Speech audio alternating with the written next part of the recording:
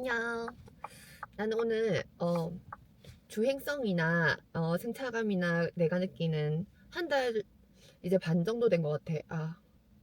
한 달하고 보름 정도 된 것 같은데 그런 다양한 후기를 한번 얘기해 볼까 하거든.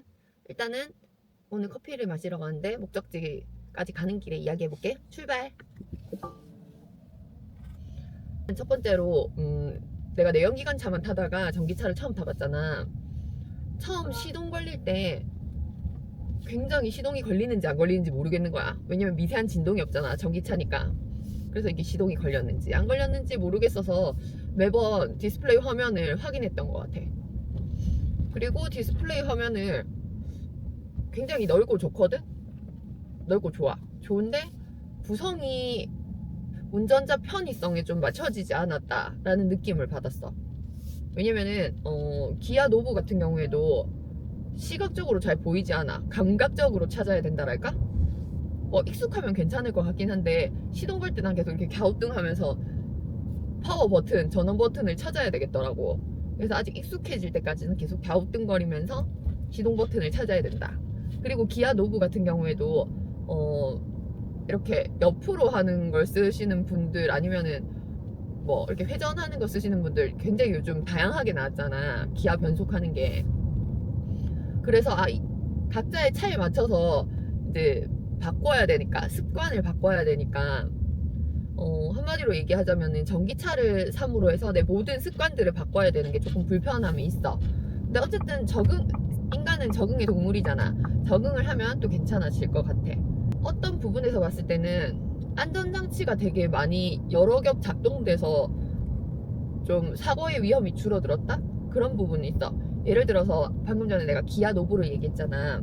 내가 후진을 넣었는데 전진으로 다시 넣고 주차를 해야 돼. 그러면은 내가 전진을 넣어야 되는데 후진 기아를 넣었을 때는 그런 주의할 수 있는 소리가 나오더라고. 음성이라기보다는 삐비빅 이런 느낌으로 야, 너 또 후진 기어 넣었어 이런 소리가 나오더라고. 그래서 운전자의 실수를 조금 보완해 줄 수 있는 그런 시스템적인 걸 많이 구축해 놨구나 그런 생각이 들기는 해. 그래서 나는 아직도 기아 노브에 적응 중. 왜냐면은 그 EV3 기아 노브는 이제 옆쪽에 달려 있고 옛날 카니발 이런 것처럼 옆쪽에 달려 있고 이렇게 방향을 조절해서 드라이브, 뭐 중립 이렇게 기아를 넣어야 되거든. 그리고 내가 좀 예민한 건지 모르겠지만 이 똑딱거리는 소리 너무 청아하다. 나 이 소리가 조금 작았으면 좋겠는데 이것도 안정성 때문에 좀 소리가 큰 건지 모르겠는데 좀 똑딱거리는 소리가 살짝 거슬리기는 해. 그리고 진짜 좋은 게 우리가 이제 이렇게 차선을 바꿀 때 사각지대가 많잖아. 사각지대가 많은데 카메라가 돼 있어서 사각지대를 많이 없애줬어. 전에 같았으면 차선을 변경할 때 뒤에 차가 오는지 안 오는지 보려고 이렇게 고개를 돌려서 확인하고 나는 차선을 변경했거든. 근데 요즘에는 카메라 화면이 너무 정확하게 나와서 그래도 한번 보지만 이 화면을 조금 더 믿는 편이긴 해. 그래도 시각적으로 무조건 옆을 확인하긴 하거든. 그리고 아까 전에 또 디스플레이 얘기했는데 디스플레이가 굉장히 넓고 편안하고 하나의 일체감이 들어서 좋기는 한데 이런 에어컨이나 이런 공조 시스템들이 중간에 있어서 확인을 하려면 자꾸 이렇게 갸우뚱해야 돼. 이 차는 뭔가 귀여워지는 차랄까? 자꾸 고개를 갸우뚱하게 돼. 그래서 갸우뚱해서 확인을 하게 되고 변경을 해야 되고. 근데 이게 운전 중이라면 살짝의 불편함은 좀 있더라고. 왜냐면 운전 중에는 이제 전방주시나 측방이나 이런 모든 부분을 신경 써야 되는데 이렇게 해서 이렇게 확인을 해야 되니까 아무래도 사실 잘 안 쓰게 되더라고. 에어컨이랑 히터를 그냥 엉따나 쓰지. 왜냐면 자꾸 이거를 변경을 해야 되니까. 아니면은 출발 전에 이제 맞춰놓고 가든가. 뭐 운전이 숙련되신 분들은 이렇게 뭐 하는 게 수월하겠지만 초보 분들은 아마 손도 못 댈 것 같은 그런 느낌? 나도 운전 숙련자긴 한데 아무래도 이제 나이가 들수록 조금 더 조심을 하고 주의를 해야 되다 보니까 운전 중에는 웬만하면 다른 것들을 만지지 않으려고 하는 편이다 보니까 이런 공조 시스템을 만지는 게 좀 쉽진 않더라고. 초보자분들은 좀 많이 힘들어 보이기는 해. 전기차다 보니까 굉장히 다양한 걸 디스플레이에서 조정이 가능하더라고. 많은 걸 안에서 조정이 가능한 만큼 복잡하기는 해.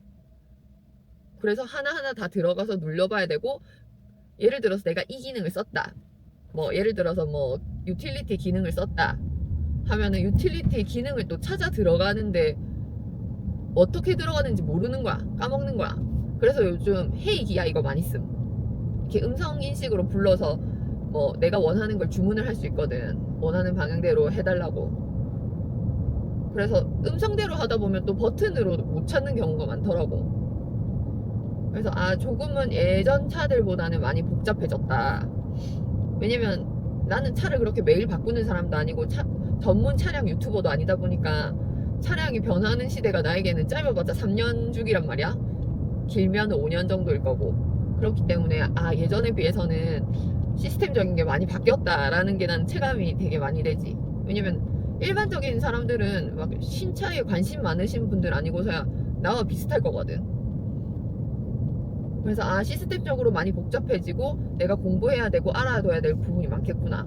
어르신들이나 초보 운전 같은 경우에는 이런 다양한 기능을 다 사용하기까지는 시간이 걸릴 것 같아.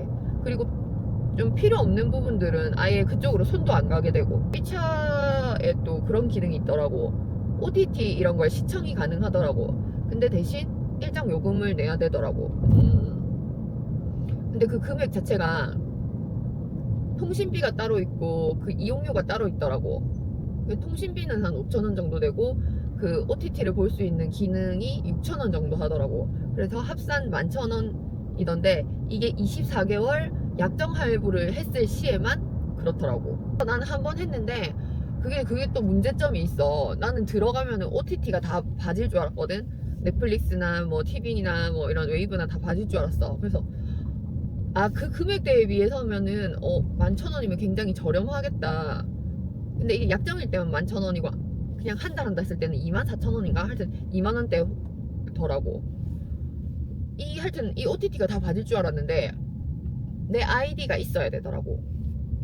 예를 들어서 뭐 티빙이면 티빙에 내가 돈을 주고 가입이 되어 있어야 되고, 넷플릭스면 넷플릭스에 돈을 주고 가입이 되어 있어야 되더라고. 그러니까 그냥 차에서 시청할 수 있게 만들어주는 비용이 11,000원이더라고. 그럴 바에 나는 차에서 굳이 OTT를 안 보고 태블릿 PC를 가져와가지고 태블릿으로 보지. 사실 이용을 잘 안 할 것 같은데, 이런 식이면은. 내 생각에는 그냥 제공하는 이런 OTT들을 모두 다 볼 수 있게 해주고, 하나의 아이디로 모두 볼 수 있게 해주고 정기권을 썼다면은 괜찮은 요금제인 것 같긴 한데, OTT 하나하나를 내가 돈 다 내야 되고 다 가입해야 되고 차량에서 보는 비용이 또 따로 생긴다면 나는 안 할 것 같긴 해. 그래서 나는 하루 했다가 바로 취소를 했어. 나는 모든 채널을 다 볼 수 있을 줄 알고. 뭐 이건 내 생각이었고 내 욕심이었겠지. 하여튼 이거는 나의 지극히 개인적인 리뷰다 보니까 사람마다 각기 생각이 좀 다를 수 있기는 해. 안에 있는 시스템적인 건 사용하기 쉽지는 않다, 그런 생각이 들었고, 지금 내가 주행을 하고 있는데 주행성 같은 경우에는 굉장히, 나는 이전에는 약간 차체가 낮은 스포츠카 같은 걸 탔단 말이야. 그래서 노면에 이런 떨림이나 그런 게 다 느껴졌었어. 근데 이 차를 타니까 고급 세단의 느낌이 나. 어떤 느낌이냐면 그냥 요트처럼 슝 이렇게 가는 느낌? 왜냐면 차량에 별다른 진동도 크게 없고, 이게 쇼바가 좋은 건지 뭔지 모르겠는데 이런 노면의 울퉁불퉁함을 굉장히 잘 흡수하는 것 같더라고. 승차감은 굉장히 좋은데 근데 적응하는 데까지 꽤 필요한 것 같아. 왜냐면은 난 항상 진동을 느껴오던 사람인데 이런 부드러움은 약간의 멀미를 불러일으킬 수 있을 것 같아. 거기에다가 나는 회생제동, 아이페달 회생제동을 쓰고 있거든. 회생제동을 쓰니까 어쩔 수 없이 이게 내가 악셀레이터에서 발을 떼면은 어쩔 수 없이 이렇게 감기면서 멈추는 느낌이 들잖아. 차량이 이렇게 꿀렁꿀렁 하는 느낌이 들어. 그래서 멀미가 없는 사람도 약간의 기분이 이상하면 느낄 수 있다. 나는 진짜 몸이 되게 무난한 타입이야. 입맛도 까다롭지도 않고 멀미도 아예 안 하고 그랬는데 이 차에서 뭔가 내가 느낀 적이 없는 그런 느낌을 느꼈다면 그게 멀미겠지?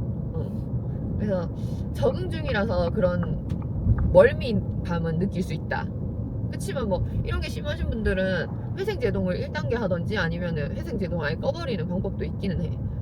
회생제동을 끄고 주행을 해보니까 그냥 일반 차량들처럼 멈춤 없이 이렇게 속도대로 가긴 하더라고. 내가 느낀 바로는 지금 현재 차에서는 내가 브레이크가 좀 밀린다라고 생각이 들어. 조금 기존에 내가 밟던 느낌보다는 조금 더 꽉 밟아야 된다? 차량마다 아무래도 브레이크 느낌이나 성능이나 체감적으로 다르게 느껴지긴 하는데 일반적인 차들 치고는 나는 브레이크가 조금 밀린다는 생각이 들었어. 그래서 예전보다는 브레이크를 먼저 밟고 꽉 밟는 느낌은 있어. 그렇지만 이게 또 보완이 되는 게 회생 제동을 쓰니까 내가 원할 때 액셀레이터만 떼도 저절로 스무스하게 이제 멈춰지더라고.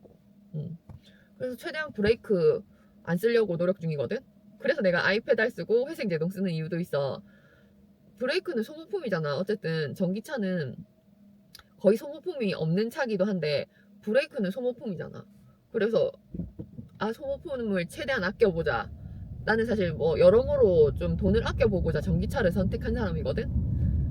그래서 회생 제동도 되고 어차피 나한테 에너지도 생기고 브레이크도 아낄 수 있다면은 최대한 이제 브레이크를 안 밟아야지.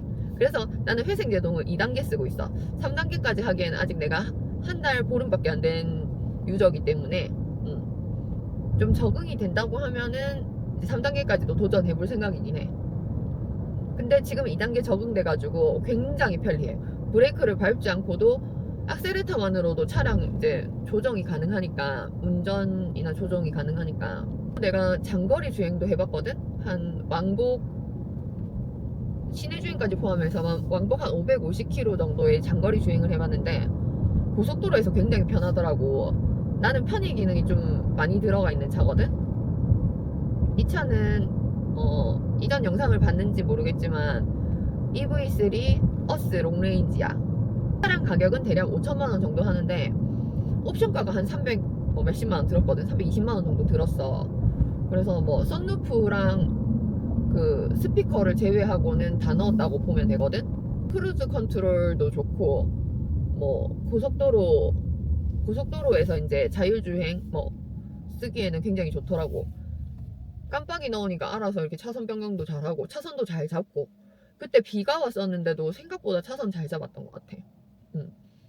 나는 다른 사람 차들로 좀 그 자율주행 많이 타봤거든. 그래서 좀 고사양차, 비싼 차들 한마디로 그런 차들 뭐 벤츠나 BMW나 뭐 포르쉐나 이런 차들 타보면서, 뭐 포르쉐는 아니지만 벤츠랑 BMW의 크루즈 컨트롤, 반자율주행 이런 걸 경험해본 사람으로서 생각보다 이 기아의 반자율주행도 괜찮구나 그 생각이 들더라고. 벤츠나 BMW를 나도 타다가 조금 불편함도 있고 이제 정비 기간이나 부품값이나 이런 걸 생각했을 때는 좀 당연히 현대기아가 좀 낫긴 하더라고. 그러니까 보증기간일 때까지는 괜찮았는데 보증기간 이후에는 이제 수리비나 이런 게 좀 많이 드니까, 아니면은 뭐 보증 연장 이런 프로그램을 사서 해야 되니까. 그리고 요즘 한국 기술 많이 좋아졌잖아. 조금 차량이 비싸서 그렇지 한국 기술이 많이 좋아졌어. 나는 좀 그 배터리가 발전이 돼가지고 차량 값이 조금 낮아졌으면 좋겠어. 일반 나 같은 서민들이 접근하기 솔직히 좀 쉽지 않은 금액대긴 하거든. 전기차가 배터리 때문에 비싸잖아. 그래서 이걸 좀 혁신적으로 발전을 하든 정부에서 지원을 해주든 전기차를 많이 탈 수 있게 그런 제도가 좀 나왔으면 좋겠어.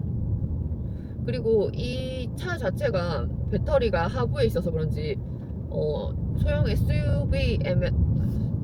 SUV임에도 불구하고 굉장히 조금 안정적이야.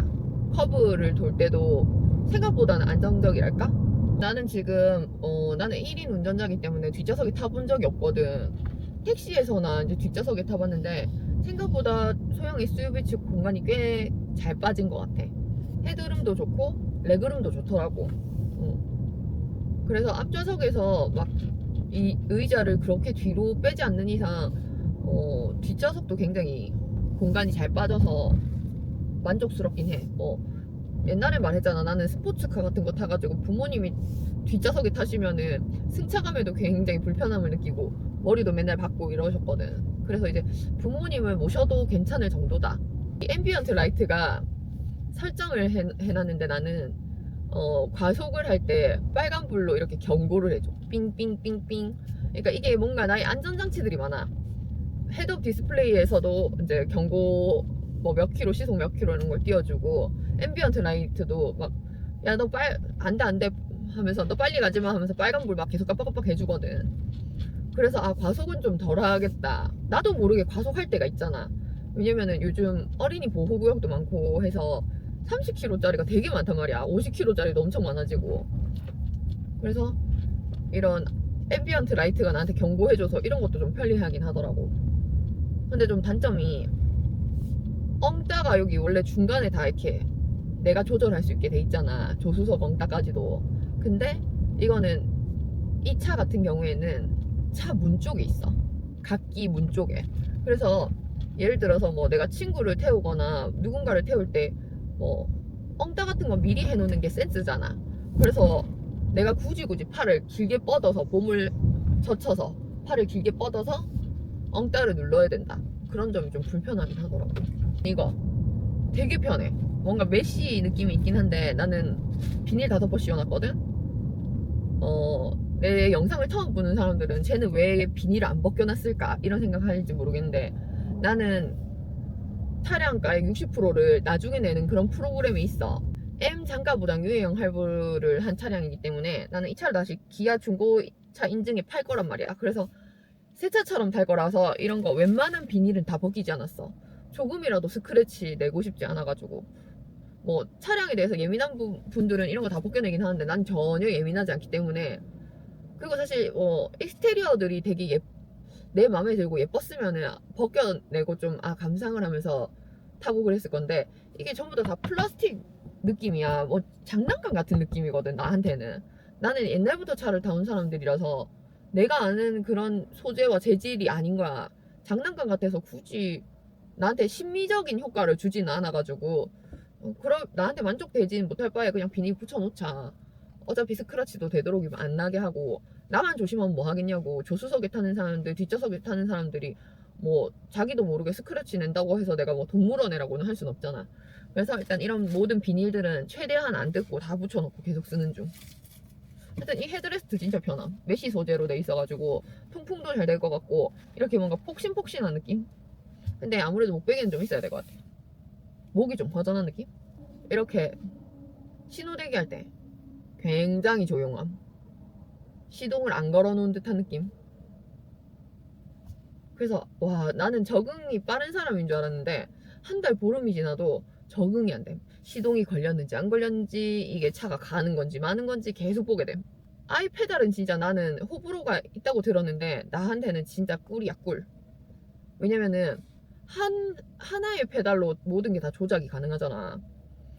여자들 같은 경우에는 신발들이 무조건 무조건 편한 신발은 아니거든. 좀 예쁜 신발들을 신으면 운전할 때 페달에 조금은 불편함은 있어. 구두던지 뭐던지. 근데 그렇게 되면은 약간 위험할 수도 있단 말이야. 안정적인 신발이 아니고서야. 근데 이거는 페달을 하나로만 조정이 가능하니까 조금 불편한 신발을 신어도 운전이 좀 안정적일 수 있다. 왜냐면 페달 하나로 모든 게 조정이 가능하니까. 섰다 멈췄다가 가능하니까. 대신 안전거리를 유지를 어느 정도 해야지 그게 가능하다. 왜냐면은 회생제동으로 멈추는 시간도 필요하니까. 아이페달은 나한테는 진짜 최고인 것 같아. 짱인 것 같아. 그래서 나는 계속 아이페달만 쓸 것 같아. 아마 다른 차를 운전하면 조금 어색해질 수도 있을 것 같긴 해. 또 아쉬운 게 예전에는 그 고속도로 하이패스가 40% 할인이 됐다고 하더라고. 근데 이번 연도부터 2026년부터 30% 할인이라고 하더라고. 뭐 그것도 감지덕지긴 한데 이제 매년 20% 10% 뭐 이런 식으로 줄여갈 거래. 근데 아직까지는 전기차를 장려해야 되기 때문에 계속해도 되지 않을까 싶어. 근데 40%까지는 바라진 않는데 그냥 30% 지속을 해줬으면 좋겠어. 제일 꿀 빠는 게 뭐냐면은 기름값 대비 전기값이 굉장히 저렴하다. 다들 기름값, 나는 뭐 시내 주행만 할 때는 한 달에 20만원 정도 들었었거든. 근데 어디 좀 놀러 가고 하면 3, 40만원 들었단 말이야. 근데 지금은 5만원, 6만원? 이렇게밖에 안 들어. 뭐 예를 들어서 일주일에 한 번씩 시외로 나간다 치면은 뭐 한 7만원까지 들겠지.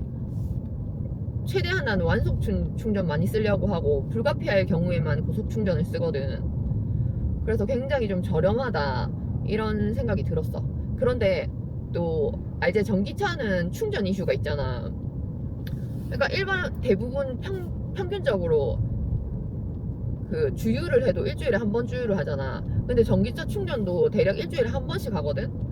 그런데 전기차 충전이 왜 더 충전을 많이 하는 느낌이냐면은 충전기를 오래 꽂고 있어야 되잖아. 내가 꽂아놓고 올라가고 뭐 완속 충전 같은 경우에 14시간 정도 충전을 해둘 수 있지만 급속 충전은 또 바로바로 빼야 되잖아. 그러니까 중간에 차 충전기 빼러 가야 되고 이런 부담감들이 있어.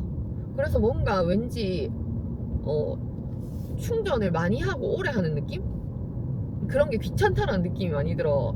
주유를 해도 그렇고 전기를 충전을 해도 그렇고 어차피 일주일에 한 번인데 뭔가 내가 내 노고가 더 있는 느낌? 체감적으로는 뭔가 불편하다는 느낌이 강하게 들긴 해. 어떻게 보면 일주일에 한 번 똑같기는 한데, 근데 이제 시외로 나갈 때 그게 문제지. 시외로 나가면은 전기 충전을 중간중간 해야 되니까 불필요한 시간을 소모하게 되니까.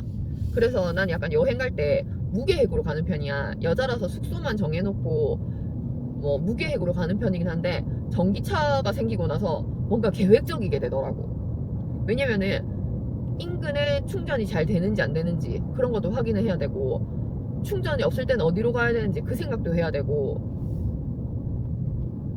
불안감이 있잖아. 20% 밑으로 떨어지면 뭔가 굉장히 불안하고. 그래서 나는 못해도 30%대는 충전을 시키거든. 2월 내가 2월 말에 이 차를 구매를 했어. 그때 영하 10도까지 떨어졌었거든. 그때 이제 한 전기차 30%까지 가니까 추운 겨울의 주행이라서 그런지 모르겠는데 떨어지는 체감적인 속도가 엄청 빠른 거야. 이게 퍼센트가 낮아질수록 더 체감이 빠른 거야. 그래서 불안해서 그 뒤부터는 전기차를 좀 더 30%대 충전하게 되더라고. 근데 확실히 날이 따뜻해지니까 효율이 좀 좋아지기는 한 것 같아. 에너지 효율이 전보다 이제 에너지가 떨어지는 게 덜한 느낌이야. 겨울에는 전기차가 쥐약이라고 하더니 맞는 말인 것 같긴 해. 그러니까 빨리 배터리 발전이 되는 시대가 왔으면 좋겠어. 발전이 돼도 그게 좀 빨리빨리 상용화가 됐으면 좋겠어. 안전하게. 나도 처음에는 전기차에 대한 굉장히 부정적이고 안 좋은 감정이 크다가 막상 이용을 해보니까 나한테는 조금 호가 커. 괜찮은 것 같아. 뭐 전기차 불도 뭐 많이 나고 막 그랬잖아. 근데 EV3는 이게 국내 생산 배터리라고 난 들었던 것 같아. 아니 말고. 그래서 중국 배터리들이 굉장히 문제가 많잖아. 비 올 때 진짜 조심해봐. 비 올 때 진짜 주의를 해야 되는 게 내가 장거리 운행하고 집으로 돌아올 때 비가 되게 많이 왔었어. 그 추운데 비가 왔었어. 그래서 비를 쫄딱 맞고 전기차 충전했거든. 근데 나는 이거 절연장갑이 있어서 망정이었지, 아니었으면 너무 무서웠을 것 같아. 이게 일반적으로는 그 비마기들이 다 있잖아, 신식인데는. 근데 구형에는 전기차 충전소 캐노피들이 전기차 충전소만 보호를 하고 있어. 그래서 내가 비를 쫄딱 맞고 이거 충전 선을 연결해야 되거든. 커넥트를 연결해야 되거든. 그러니까 너무 무서운 거야. 그래서 비 올 때는 좀 충전하기 싫다 이런 느낌이 있지, 밖에서. 아직 내가 한 달 반밖에 안 돼서 그런지 모르겠는데, 적응 중이라서 그런지 모르겠는데 단거리는 괜찮은데 장거리 주행할 때 피로감이 엄청 심해. 내가 몸에 긴장을 해서 그런지 모르겠는데 차를 운행하고 났을 때는 피로감이 좀 심하더라고. 그래서 최대한 크루즈 컨트롤도 이용을 하고 하긴 하는데 나는 3년 정도를 이 차를 탈 계획이거든. 그때까지 이 차를 진짜 새 차처럼 타려고. 내가 지금 예민해져서 그런지 모르겠지만 다른 차를 탔을 때보다 피로감이 좀 심하다.